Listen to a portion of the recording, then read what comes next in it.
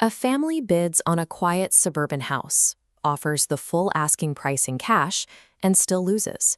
They are outbid by an offer submitted 48 hours after the listing went live. All cash, no inspection contingency, from a buyer who never set foot inside the property. The winning bid came from a corporate entity that owns enough single-family homes to house a mid-sized American city. For a century, property management was a fragmented, local business. Tracking plumbing emergencies across thousands of scattered houses was a logistical hurdle corporations avoided because it simply didn't scale. You needed a plumber who knew the street and a landlord who would pick up the phone. These physical limitations of scale protected the single-family home from corporate acquisition until the 2008 financial crisis broke the system. When the housing market collapsed, banks desperate to clear their books flooded the national market with hundreds of thousands of foreclosed homes. While most Americans saw a national tragedy, a handful of Wall Street firms recognized the single largest asset repricing event of their careers. These firms solved the historical scaling problem by building custom software. They centralized maintenance dispatch and digitized operations to manage tens of thousands of individual houses simultaneously from a central office. The logic worked when houses were cheap in 2008, but these corporations are still outbidding regular families today, even as prices have climbed to record highs. Their continued dominance is driven by three structural mathematical advantages that make it an uphill battle for any individual homebuyer.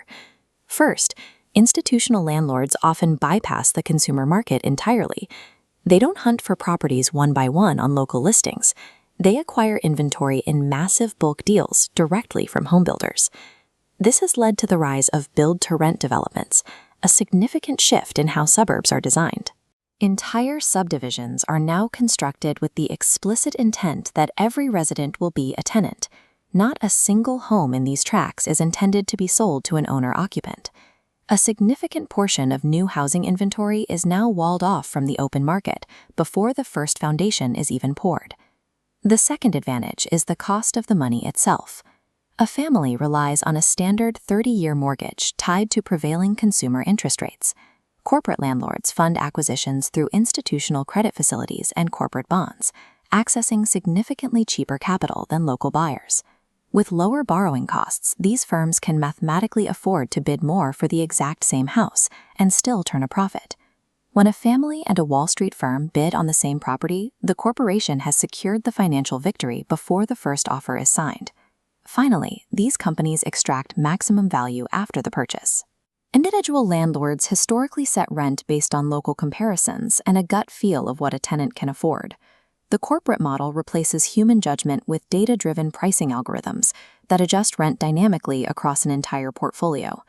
The algorithm's objective is to optimize aggregate revenue targets for thousands of houses at once, rather than setting a fair price for one specific home. Under this system, a tenant is not a neighbor. They are a raw data point in a massive spreadsheet. In Atlanta and Phoenix, institutional owners are more likely to raise rent at renewal and charge added fees than independent owners. They are also measurably faster to file evictions. Automated systems enforce lease terms faster than a human ever would.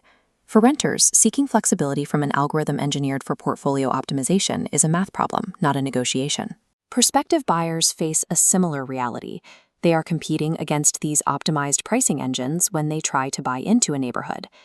While the exterior of the American suburb looks exactly as it did 50 years ago, the underlying financial machinery has been entirely replaced. The suburban home has been successfully industrialized into a high-yield Wall Street asset.